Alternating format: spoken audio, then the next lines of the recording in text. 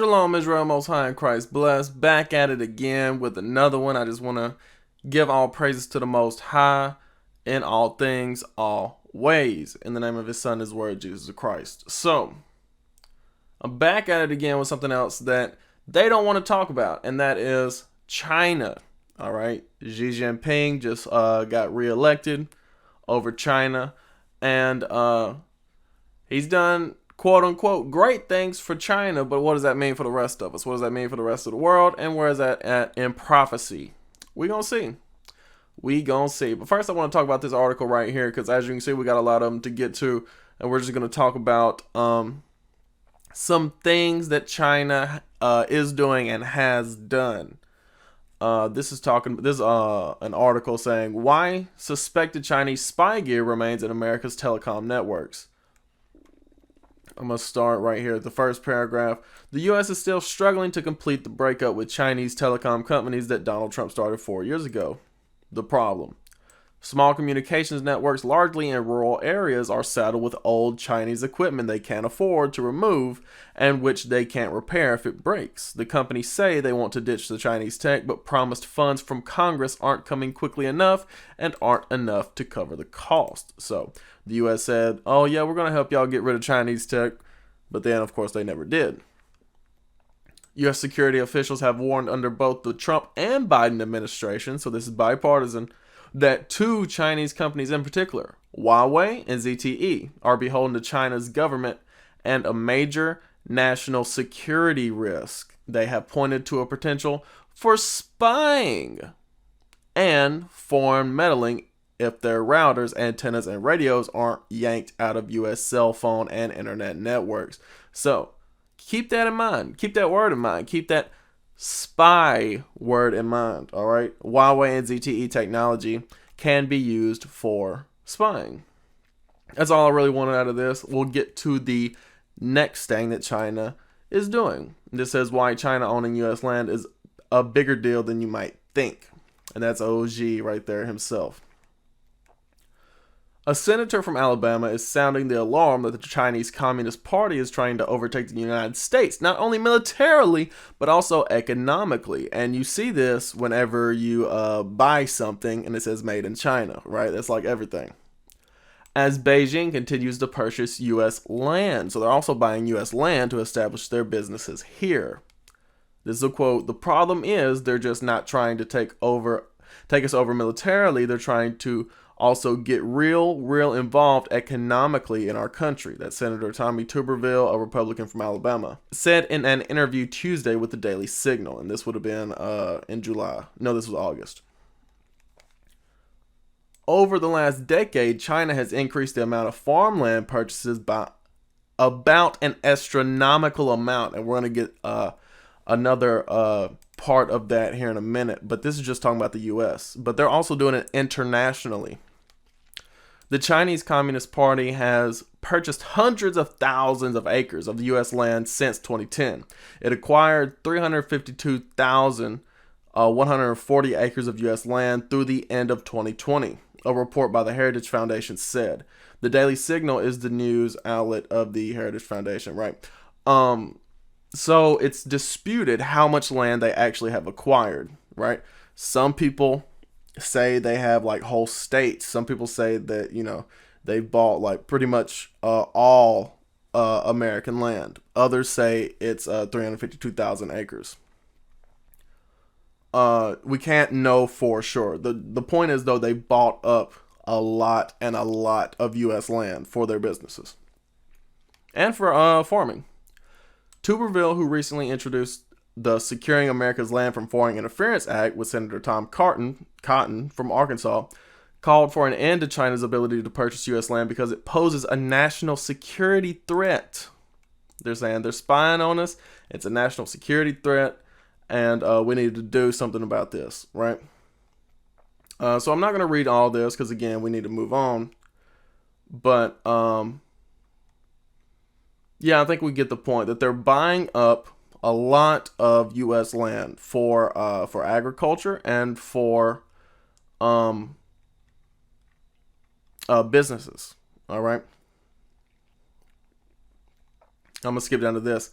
As I said, it's a food security and a national security issue, because if we can't feed our own citizens, and I think that's part of the reason China is doing this, they have a huge population and they need food. So that's what we also see with them doing internationally. We're about to take a look at that. Newhouse said.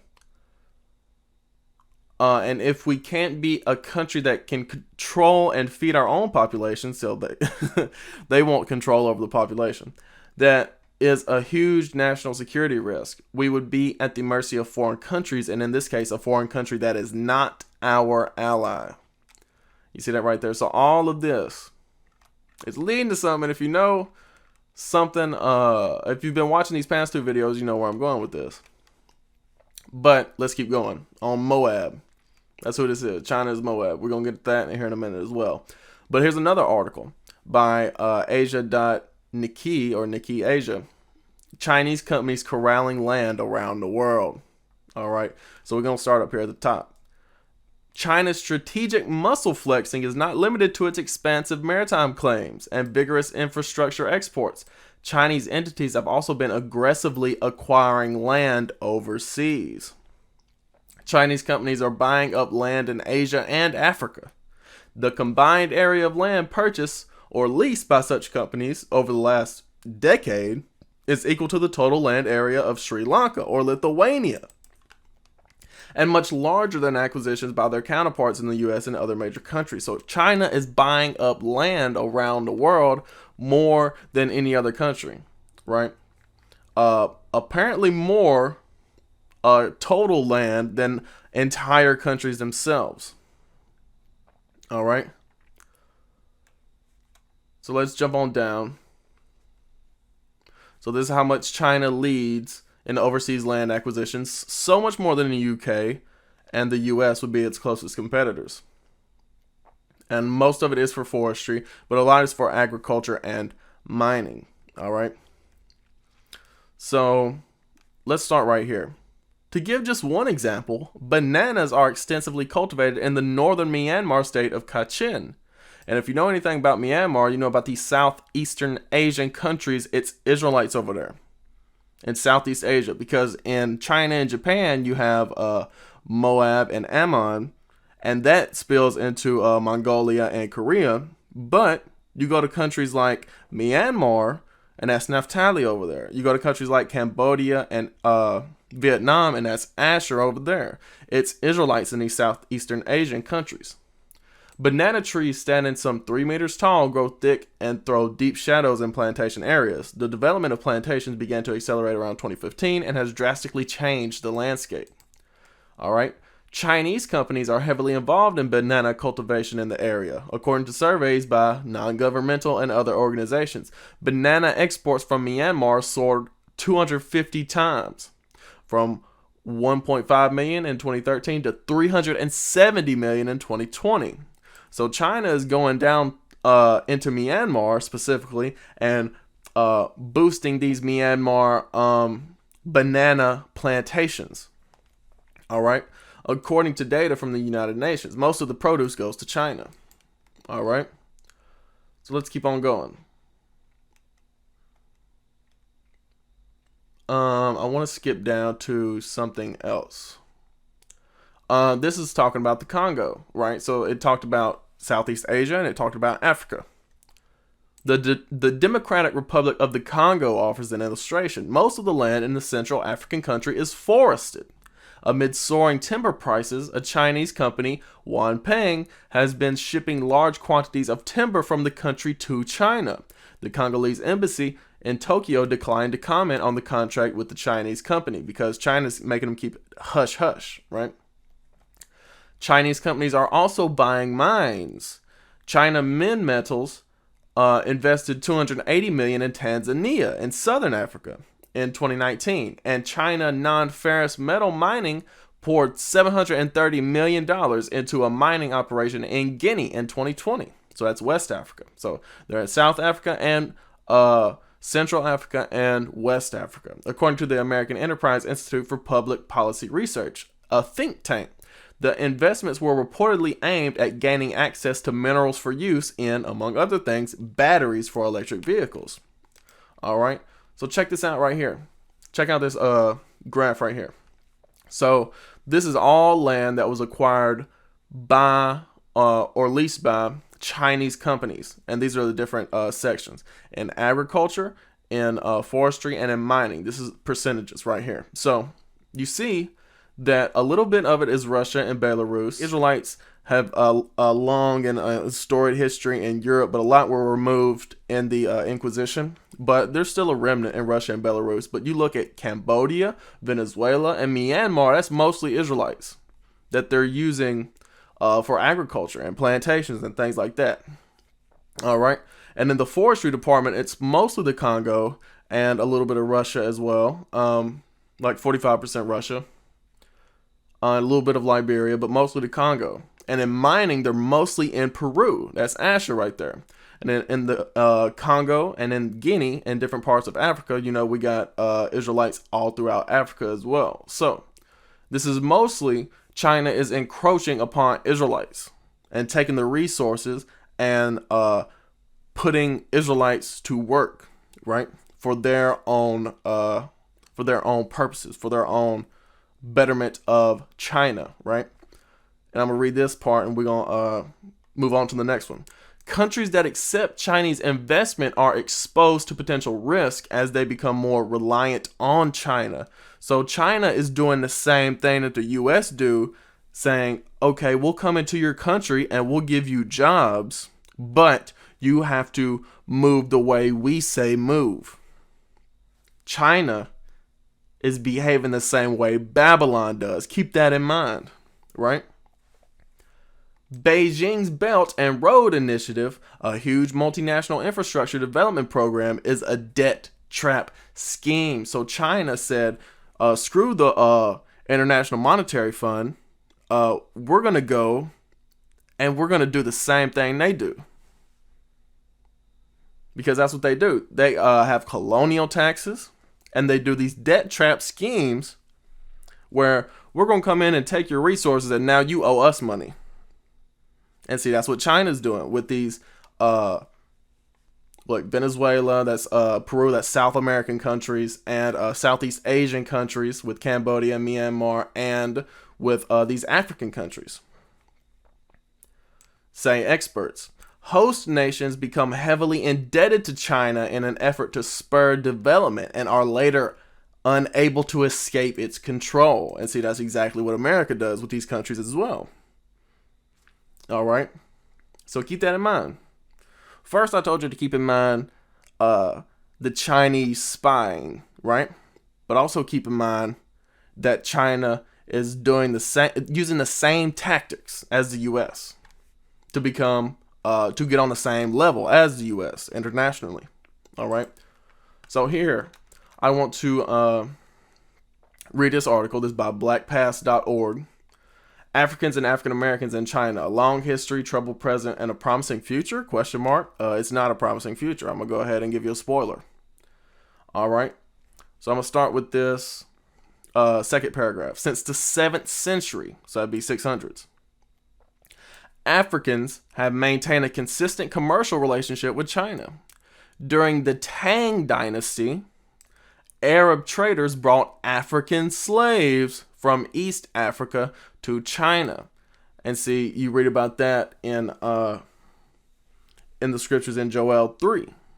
And we ain't got that here, but it talks about how Africans and Arabs sold Israelites into slavery out of Africa. All right. They comprise one of the many commodities in the Arabs' large-scale maritime trade with China. During this era, the first Chinese cultural perception of African people developed. These dark-skinned people were known as Kunlun. The slaves in China, the African slaves in China, the Israelite slaves in China were known as Kunlun. They were described as lower class, ignorant, scary, and dangerous. Right? So they that Deuteronomy 28:37. Right? The proverbs began to, and bywords began to appear. Although they were far more enslaved Chinese, some wealthy Chinese preferred the exotic Kunlun slaves, so only the wealthiest could afford Israelite slaves. African slavery in China peaked during the Tang and Song from 960 AD to 1279 AD. dynasties, but the number of African slaves taken to China during the 608-year period is unclear. So there was never a written record on how many, or at least we don't have access to a written record on how many slaves were taken. By this point, Chinese perception of the Kunlun became more complex. These perceptions range from strong and mysterious to frightening, right? And there's certain tales that they would even make the Kunlun slaves clean boats while they were still in the water, because they thought that, or at least they say that they thought that they could breathe underwater, right? So they just was treating these Israelite slaves terribly, right? Because they were envious and they found them frightening. The Kunlun in the Tang Dynasty era were portrayed in numerous stories of the period as heroic, resourceful, and ironically culturally Chinese, right? So they assimilated them. They assimilated them into Chinese culture. Most Chinese during this period, however, unless they were very wealthy, had little contact with African slaves, perhaps explaining the different views of the Kunlun, right? So only the wealthy had access to Israelite slaves, okay? I'll read this one and I'm going to jump down. During the Song Dynasty, the numbers of African slaves increased in China. Most came from Madagascar and the Comoros Islands, and thus indirectly from Africa, since the Arabs brought the sub-Saharan Africans to both areas. Most Kunlun slaves in China lived in the Canton province. By this time, they were mostly viewed as displaced people who lacked the ability to adapt to Chinese environment. They were also described as savages with unintelligible speech. So, why does that sound familiar? Right, because they called the American Indian savages when they came over here, and they called so-called black people savages over here, right? But yeah, there were many stops along the way. The Arabs would bring the Israelites from West Africa to these Eastern African islands, and then go from there. And this paragraph is just saying many, or at least a few, rose through the ranks and became highly venerated. All right, so I'm going to jump down to a more modern history. Yeah, I'm going to start with this paragraph right here. Most Africans are concentrated in the port city of Guangzhou. So this is modern day. Guangzhou. That's where a lot of Israelites in Africa are. By 2014, an estimated 16,000 Africans lived in this city of 11 million people, the fourth largest in China. African immigrants first arrived in the late 1990s as traders. Most of the traders purchased textiles and other relatively inexpensive consumer goods in the Guangzhou and sold them for a profit in their home nations, right? So a lot of people from Africa will go there for work, for business. And it doesn't mention it here, but you also see that amongst so-called Mexicans and Central Americans. Issachar and Zebulun. Some traders have stayed permanently, but much of the population has been transitory because they would go there for a little bit and then go back home, right? Nigerians constitute the largest of the African groups in Guangzhou, followed by traders from Senegal, Mali, Guinea, and Ghana. By 2000, they became enough of a noticeable presence that the small section of Guangzhou where they lived and worked was informally called the Chocolate City. You see that right there? So that's that byword again. They said there's so many black people here, this is the Chocolate City. All right. That's Guangzhou in the Guangdong province in China. Okay. So from there, we're going to get into the scriptures. You know how we do. So we talked about how Chinese technology is used for spying around the world. We also see how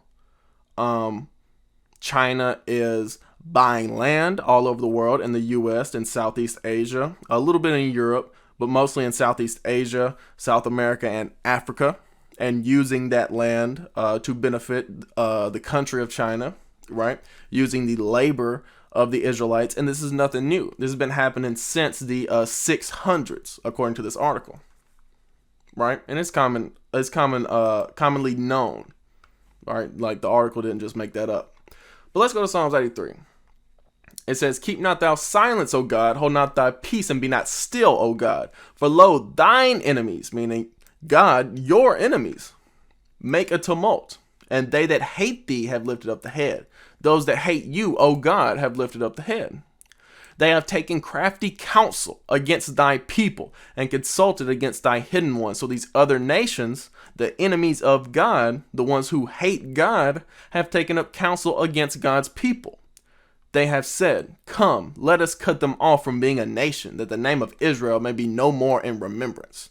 Right? So that's why they would bring those Kunlun slaves and they would assimilate them the same way as you see America do. For they have consulted together with one consent. They are confederate against thee. All right. Let's see who it's talking about. Verse 6, the tabernacles of Edom. Right. So that's so-called white people, Europeans. Right. And the Ishmaelites, that's your Arabs, your Middle Easterns, of Moab. That's your Chinese. That's China. That's Moab. All right. And the Hagarenes. That goes into Africans. All right. So we see that these Moabites, these Chinese, are enemies of God. They hate God's people. That's what we see right here. Okay. So let's go into prophecy, end time prophecy. 2nd Ezra, chapter 15. I'm going to start with 46. And thou, Asia, that art partaker of the hope of Babylon, and art the glory of her person. Right? As we talked about, China is doing the same thing that the U.S. has been doing for decades at this point. Woe be unto thee, thou wretch, because thou hast made thyself like unto her. China wants to be America. All right? That's why they're doing what they're doing. They want the glory that America has. All right? And has decked thy daughters in whoredom. Right? Because you look at the Chinese people, they ain't keeping no kind of laws. They keep the laws of China, but you look at China and it looks very westernized. It looks very Americanized. That they might please and glory in thy lovers, meaning allies, which have always desired to commit whoredom with thee. And that's why you had Nixon visit the Chinese in the 70s. And since then, it's just been business relations between the U.S. and China. Even though they say they're not allies, in business they are. They do business together.